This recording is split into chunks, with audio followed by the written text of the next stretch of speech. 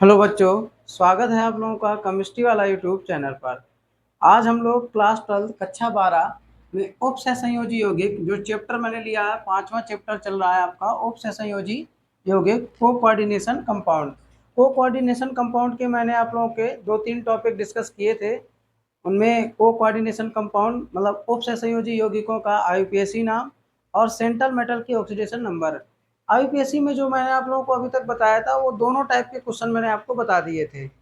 तो अब जो भी क्वेश्चन आप लोगों के रह गए हैं जिस टाइप के, तो वो अब जब मैं अनसॉल्व इसका सॉल्व कराऊंगा, जो आप लोगों के पुराने पेपर हैं वो सॉल्व कराऊंगा, तो उसमें वो सारे क्वेश्चन आपके कवर हो जाएंगे। बहुत जल्द हम लोग उसको सॉल्व करेंगे।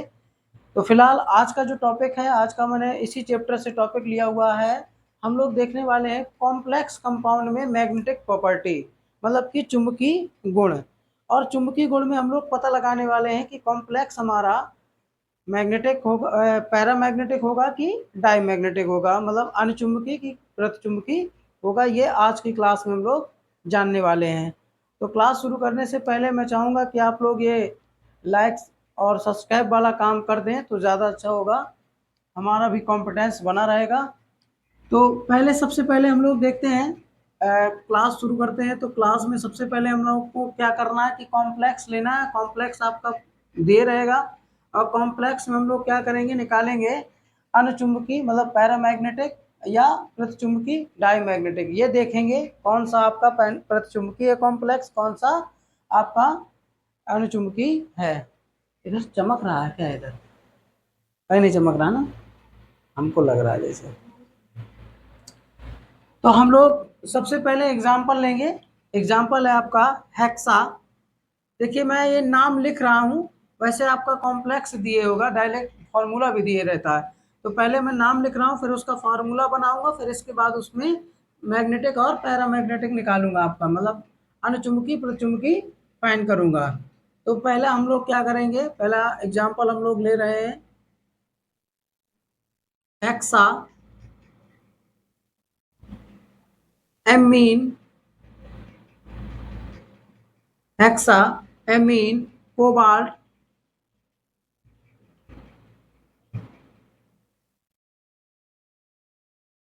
Cobalt third ion, cobalt third ion. तो सबसे पहले अगर हम लोग यहाँ पर बात करें तो इसका हम लोग क्या करेंगे, पहले तो फॉर्मूला बनाएंगे। देखिए मैंने ये स्टेप क्यों लिया है, मैं डायरेक्ट आपका फॉर्मूला का एग्जांपल ही ले सकता था, ताकि आपको ये भी, आप जब भी आप इस टॉपिक को पढ़ें तो इस तरीके से नाम अगर आपका लिखा हुआ लिख के ले और फॉर्मूला बनाए, ठीक है। ये ध्यान रखें, तो आपकी दोनों चीज़ों की प्रैक्टिस होती जाएगी। ये स्मार्ट वर्क है और कुछ नहीं। तो hexa amine cobalt third ion. तो सबसे पहले देखिए ये आपका पूरा का पूरा कॉम्प्लेक्स है, ठीक है। तो यहाँ पर हमारा क्या हो जाएगा, कोबाल्ट, कोबाल्ट का CO होता है, और इसके बाद हेक्सा एमीन, एमीन का आप लोग जानते हो NH3 होता है, हेक्सा मतलब 6 होता है। यहाँ पर ब्रैकेट बंद कर देंगे। अब इसके बाद देखिए कोबाल्ट की जो ऑक्सीडेशन नंबर है वो कितनी है, थर्ड है, मतलब कि प्लस की 3 है। यहाँ पर आयन लिखा है तो यहाँ पर आयन आएगा। तो ऑक्सीडेशन नंबर कितनी है, थर्ड है, आयन निकालेंगे हम लोग। तो कोबाल्ट की ऑक्सीडेशन नंबर प्लस की 3, और यहाँ पर क्या होगा माइनस इंटू, ये आपका क्या हो जाएगा माइनस 0 × 6। चूंकि NH3 में आपका उदासीन लिगेंड है, इसलिए इस पर कोई चार्ज नहीं होगा, और ये 6 × 6, तो इस प्रकार जो आयन आ जाएगा वो पॉजिटिव प्लस का 3 आ जाएगा। तो यहाँ पर चार्ज जो होगा प्लस का 3 होगा। अब हमको जो ये कॉम्प्लेक्स दिया हुआ है CONH3 का होल 6 और +3, तो इसको हमको बताना है कि ये आपका अनुचुंबकीय होगा कि प्रतिचुंबकीय होगा। अब आप लोग समझ गए होंगे कि क्लास में मैं आपको क्या पढ़ाने वाला हूँ। मैं आपको बताने वाला हूँ कि ये आपका कॉम्प्लेक्स जो है, कॉम्प्लेक्स कंपाउंड उप सहसंयोजी यौगिक को कोऑर्डिनेशन कंपाउंड आपका कब आपका पैरामैग्नेटिक होगा और कब आपका डाई मैग्नेटिक होगा। तो अब हम लोग चलते हैं पैरामैग्नेटिक और डाईमैग्नेटिक की ओर। तो ध्यान दीजिए, पैरामैग्नेटिक और डाईमैग्नेटिक निकालने के लिए सबसे पहले हमको क्या करना होता है, कॉम्प्लेक्स में सेंट्रल मेटल की ऑक्सीडेशन नंबर निकालनी होती है। ठीक है, जब हम उसकी ऑक्सीडेशन नंबर निकाल लेते हैं तो ऑक्सीडेशन नंबर के बराबर उस पर चार्ज होता है, फिर हम उसका इलेक्ट्रॉनिक कन्फिग्रेशन फाइंड करते हैं और फाइनली हम लोग क्या करते हैं, अनपेयर्ड और पेयर्ड इलेक्ट्रॉनों देखते हैं कि कितने उसमें पेयर्ड इलेक्ट्रॉन है, कितने अनपेयर्ड इलेक्ट्रॉन है। थोड़ा सा लंबी प्रोसेस है लेकिन बहुत इजी है, आराम से आपसे हो सकती है। तो हम लोग चलिए करते हैं लाइन से। सबसे पहले यहाँ पर ऑक्सीडेशन नंबर निकालेंगे, वैसे इसमें दिया हुआ है तो आप निकाल सकते हैं, मैंने आपको बताई है।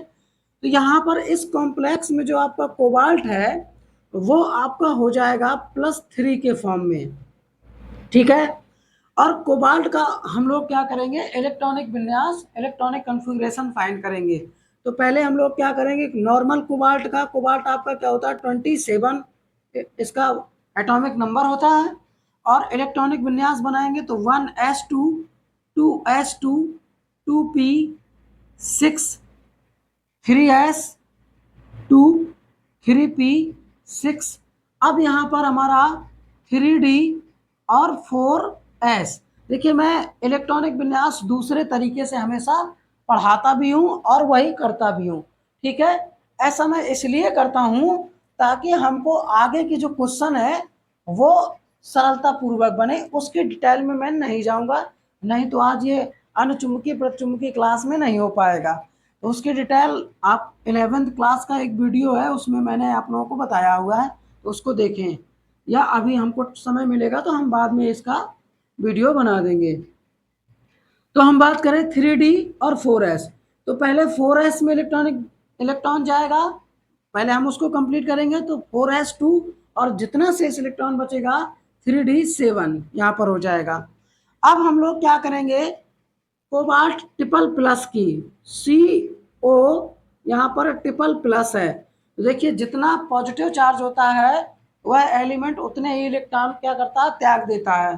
तो अगर 27 में से 3 इलेक्ट्रॉन चले जाएंगे तो यहाँ पर बचेगा 24। अब आपका इलेक्ट्रॉनिक कन्फिग्रेशन जो होगा वो हो जाएगा 1s2 2s2 2p6 3s2 3p6 और 3d। अब देखिए दो इलेक्ट्रॉन तो आपके 4s से जाएंगे तो यहाँ पर 4s 0 हो गया। ठीक, और इसके बाद एक इलेक्ट्रॉन जाएगा आपका 3d से तो 3d 6 हो गया। अब ये 3d 6 ऑर्बिट हम लोग ले लेंगे, इसी 3d सब सेल में हम लोग देखेंगे अब क्या होगा। देखिए 3d 6, ठीक है। अब इसमें क्या करेंगे, हम लोग निकालेंगे अनपेयर्ड इलेक्ट्रॉन और पेयर्ड इलेक्ट्रॉन, देखेंगे कि कितने पेयर्ड इलेक्ट्रॉन है, कितने अनपेयर्ड इलेक्ट्रॉन है। बड़े आराम से हम लोग देखते हैं। ठीक है, इतनी बात आपको मेरी समझ में आ गई होगी कि पहले मैंने कॉम्प्लेक्स लिया, कॉम्प्लेक्स मैंने नाम के अकॉर्डिंग लिया था तो पहले उसका फॉर्मूला बनाया। आपका वहाँ पर फॉर्मूला ही लिख के आएगा, ठीक है। अगर ऐसा लिख के आ जाता है तो आप पहले फॉर्मूले में कन्वर्ट कर लोगे। फिर इसके बाद मैंने सेंट्रल मेटल की ऑक्सीडेशन नंबर निकाली, ठीक है। आप निकाल सकते हो, यहाँ पर प्लस का 3 है तो प्लस की 3, मतलब इस कॉम्प्लेक्स में को कोऑर्डिनेशन कंपाउंड में आपका जो कोबाल्ट है वो +3 के फॉर्म में है, मतलब CO ट्रिपल प्लस के रूप में है। अब हम क्या करेंगे, इसका इलेक्ट्रॉनिक विन्यास बनाएंगे। तो देखिए मैंने थोड़ा सा लंबी प्रोसेस की है ताकि आपको समझ में आ जाए। आप डायरेक्ट अगर आपको कॉन्सेप्ट क्लियर है तो आप CO ट्रिपल प्लस का ही बना सकते हैं। तो यहाँ पर हमने इलेक्ट्रॉनिक विन्यास बनाया, 3d6 आया। अब आपने देखा होगा कि D जो ऑर्बिट सब सेल होता है उसमें जो कक्षकों की संख्या होती है, ऑर्बिट की जो नंबर ऑफ ऑर्बिट होते हैं वो आपके क्या होते हैं, 5 होते हैं। ठीक है, 1 2 3 1 2 3 4 और ये भैया 5। ठीक है, अब हमारे पास इलेक्ट्रॉन कितने हैं, 6 इलेक्ट्रॉन है।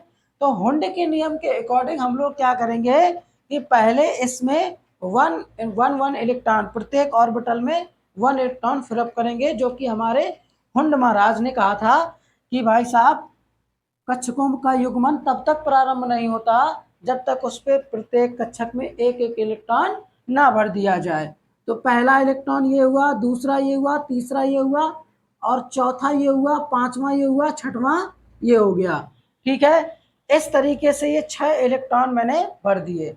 तो ये देखिए यहाँ पर अभी आप देखोगे तो देखिए 1 2 3 4, ठीक है, 4 ये अयुग्मित इलेक्ट्रॉन है। अब आप कहोगे सर जी अयुग्मित इलेक्ट्रॉन क्या होंगे, होते हैं, तो सभी सिंगल इलेक्ट्रॉन भाई साहब अयुग्मित इलेक्ट्रॉन होते हैं। आप लोग अभी जो देखोगे 10th क्लास में सभी सिंगल हो गए, तो सिंगल जितने भी लोग सिंगल हैं समझ लो वो अयुग्मित इलेक्ट्रॉन है, वो अकेले घूम रहे हैं। तो वहां पर क्या है आपका, यहाँ पर सभी सिंगल इलेक्ट्रॉन आपके अनपेयर्ड इलेक्ट्रॉन अयुग्मित इलेक्ट्रॉन होते हैं। ठीक है, तो अभी आप देखोगे तो इसमें अयुग्मित इलेक्ट्रॉनों की संख्या कितनी है, 4 है। लेकिन यहाँ पर एक चीज और है, ठीक है, वो कहते हैं ना कहानी में ट्विस्ट, तो वही चीज है आपका यहाँ पर कि इस कॉम्प्लेक्स में एक आपका इस चैप्टर में एक थ्योरी होती है जिसको हम लोग बैलेंस बॉन्ड थ्योरी कहते हैं, VBT थ्योरी के अकॉर्डिंग जो आपके प्रबल लिगेंड होते हैं वो अयुग्मित इलेक्ट्रॉनों को युग्मित कर देते हैं, मतलब जो सिंगल होते हैं उनको डबल में कन्वर्ट कर देते हैं।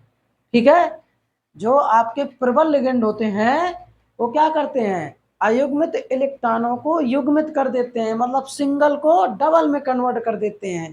ठीक है, और अगर आपका लिगेंड क्या है, दुर्बल है, तो वो जो कहते हैं वो डबल में कन्वर्ट नहीं करते हैं। ठीक है, अब आपको यहाँ पर ये देखना पड़ेगा कि लिगेंड आपका कौन सा है, प्रबल है कि दुर्बल है। तो अब यहाँ पर मैंने देखिए लिख के रखे हैं कि ये आपके लिगेंड क्या है, सारे के सारे स्ट्रॉन्ग लिगेंड हैं, प्रबल लिगेंड हैं ये आपके, और ये आपके सारे के सारे क्या हैं, दुर्बल लिगेंड है। तो इस हिसाब से NH3 आपका एक प्रबल लिगेंड हुआ। NH3 क्या है आपका, प्रबल लिगेंड है। ठीक है, NH3 क्या हुआ बेटा, ये आपका प्रबल लिगेंड हुआ।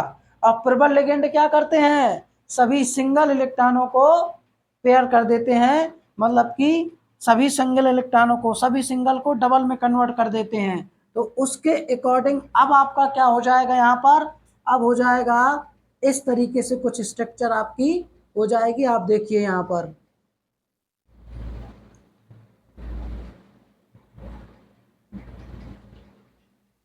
ये देखिए, ये आपके ये ऑर्बिटल क्या हो जाएंगे, खाली हो जाएंगे, और ये आप लोगों का यहाँ पर अयुग्मित इलेक्ट्रॉनों की संख्या क्या हो गई अब, 0।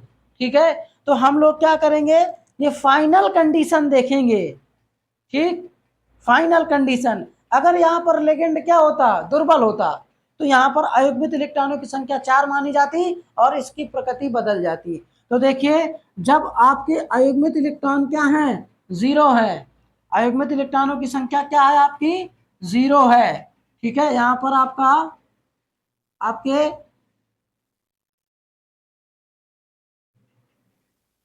अयुग्मित electron is equal to 0, unpaired इलेक्ट्रॉनों की संख्या 0। तो जब अनपेयर्ड इलेक्ट्रॉनों की संख्या आपकी 0 होगी तो CONH3 का होल 6 ट्रिपल प्लस आपका क्या हो जाएगा, यह एक आपका डाई मैग्नेटिक हो जाएगा, प्रतिचुंबकी हो जाएगा। क्या हो जाएगा, प्रतिचुंबकी, मतलब कि आपका डाई मैग्नेटिक। ये लीजिए, अब आपको इतनी बात समझ में आ गई होगी कि कब आपका प्रतिचुंबकीय होगा। आपको कौन सी बात याद रखनी है, आपको बात याद रखनी है अयुग्मित इलेक्ट्रॉन, अगर कॉम्प्लेक्स में अयुग्मित इलेक्ट्रॉन होंगे, मतलब 1 2 3 कितने भी हों, ठीक है, अगर उसमें अयुग्मित इलेक्ट्रॉन होंगे तो वो आपका अनुचुंबकीय है, और अगर आपका अयुग्मित इलेक्ट्रॉन नहीं है तो वो आपका प्रतिचुंबकीय है। तो ये है आपका फाइनल डिसीजन। अब आपको ये जो मैंने आपको बताया प्रबल लिगेंड और दुर्बल लिगेंड, ये भी आपको देखना पड़ेगा। ठीक है, इतनी बात आपको समझ में आ गई होगी। तो एक एग्जाम्पल हम लोग और देखते हैं और फिर उसमें देखते हैं, फाइन करते हैं पैरामैग्नेटिक और डायमैग्नेटिक। देखिए अभी इसमें बताने को बहुत कुछ है, ठीक है, लेकिन एक ही वीडियो में नहीं बता सकते ना, क्लास बहुत लंबी हो जाएगी। ठीक है, फिर हम लोगों को फायदा क्या होगा, हम लोग भी तो फायदा चाहते हैं भाई, इसीलिए एक ही वीडियो में नहीं बता सकते। आप लोगों को इसी टॉपिक से रिलेटेड जब आपको हाइब्रिडाइजेशन निकाला जाएगा तब ये जो ऑर्बिट हैं ये काम में आएंगे, ठीक है। और इसका स्ट्रक्चर, आप इसका स्ट्रक्चर बताओगे, फिर आपका संरचना बता सकते हो किस प्रकार से होगी, हाइब्रिडाइजेशन बता सकते हो, वो भी बोर्ड पेपर में पूछा जाता है। तो अब आप लोग क्या करेंगे, अब एक एग्जाम्पल मैं आपको और लेता हूं, फिर इसके बाद आप लोग आगे बढ़ेंगे। अगला एग्जाम्पल है TiH2O का होल 6+2। तो इस कॉम्प्लेक्स को हमको बताना है कि ये कॉम्प्लेक्स किस नेचर का होगा, मतलब कि ये पैरामैग्नेटिक होगा कि डाईमैग्नेटिक होगा। समझ गए आप लोग। अच्छा, चुंबकीय प्रतिचुंबकीय, मतलब एक एक अगर दोनों अनुचुंबकीय हैं तो इसमें एक चीज और पूछी जाती है, अभी मैं लास्ट में आपको बताऊंगा। प्रबल अनुचुंबकीय और दुर्बल अनुचुंबकीय इस तरीके से भी पूछा जाता है। तो अब इस कॉम्प्लेक्स का हमको क्या करना है, आप लोगों को मैग्नेटिक प्रॉपर्टी इसकी क्या हो जाएगी, पैरामैग्नेटिक की डाईमैग्नेटिक, ठीक है। तो सबसे पहले हम लोग क्या करेंगे, इस कॉम्प्लेक्स में सेंट्रल मेटल की ऑक्सीडेशन नंबर निकाल लेंगे। चल रहा है इस कॉम्प्लेक्स में सेंट्रल मेटल की ऑक्सीडेशन नंबर निकाल लेंगे। तो सेंट्रल मेटल आपका क्या है, Ti। तो इसमें Ti के ऑक्सीडेशन नंबर निकालेंगे। देखिए ऑक्सीडेशन नंबर निकाल के मैं आपको बता रहा हूँ यहाँ पर। माना Ti की ऑक्सीडेशन नंबर X और इसकी 0 हो जाएगी, इंटू 6 = +2। तो X ++ का 2। तो इस कॉम्प्लेक्स में जो आपका ये कॉम्प्लेक्स दिया हुआ है, इस कॉम्प्लेक्स कंपाउंड में जो Ti है वो +2 के फॉर्म में है, ठीक है। अब इसका हम लोग क्या करेंगे, इलेक्ट्रॉनिक विन्यास बनाएंगे। तो जैसा मैंने आपको बताया Ti, इसका एटॉमिक नंबर होता है 22, एटॉमिक नंबर 22। इलेक्ट्रॉनिक विन्यास बनाएंगे तो 1s2 2s2 2p 6 3s2 और 3p 6। अब यहाँ पर 3d 4s, n+n के नियम के अकॉर्डिंग 4s में पहले इलेक्ट्रॉन जाएगा, 3d में बाद में जाएगा। तो 3d क्या हो जाएगा, 2 हो जाएगा, ठीक है। अब अगर हम लोग क्या बात करें इलेक्ट्रॉनिक विन्यास Ti++ की, तो यहाँ पर क्या हो जाएगा आपका, जैसा कि मैंने आपको बताया 2 इलेक्ट्रॉन पहले 4s से निकल जाएंगे और यहाँ पर आपका क्या बचेगा 3d2, ठीक है। क्या बचेगा 3d2 आपका बचेगा। यहाँ पर आप लिख सकते हो ऑर्गन 18, क्योंकि ये 18 तक है। तो ये जो कहते हो रहेगा आपका, आप चाहो तो सेम लिख सकते हो ऐसे कर 3d2। अब 3d2, अब यहाँ पर अगर आप देखेंगे तो d के लिए कितने ऑर्बिटल बनते हैं आपके, आप लोगों के 5 ऑर्बिटल, यहाँ पर जो 5 कक्षक हैं वो बनती हैं, 1 2 3 4 और ये भैया 5 हो गई, ठीक है। अब इलेक्ट्रॉन कितने 3d में, 2 इलेक्ट्रॉन है, ये इलेक्ट्रॉन देखे जाते हैं।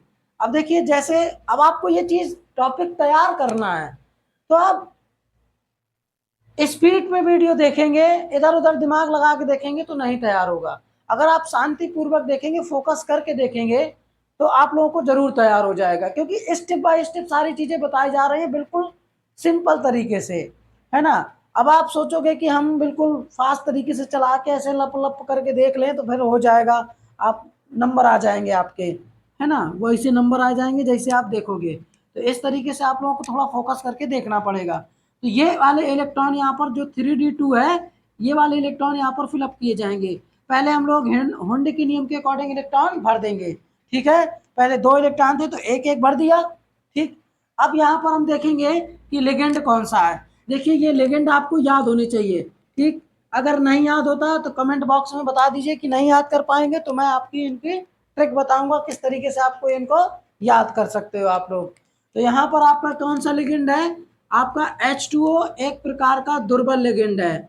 अगर ये लिगेंड दुर्बल है तो ये क्या करेगा, ये अयुग्मित इलेक्ट्रॉनों को युग्मित नहीं करेगा, मतलब सभी सिंगल इलेक्ट्रॉनों को, जो भी सिंगल इलेक्ट्रॉन है उनको डबल में कन्वर्ट नहीं करेगा, हुंड के नियम के अपोजिट कार्य नहीं करेगा ये आपका लिगेंड, ठीक है। तो अब यहाँ पर जो कहते हैं इसकी संरचना हो जाएगी, तो अयुग्मित इलेक्ट्रॉनों की संख्या क्या हो जाएगी,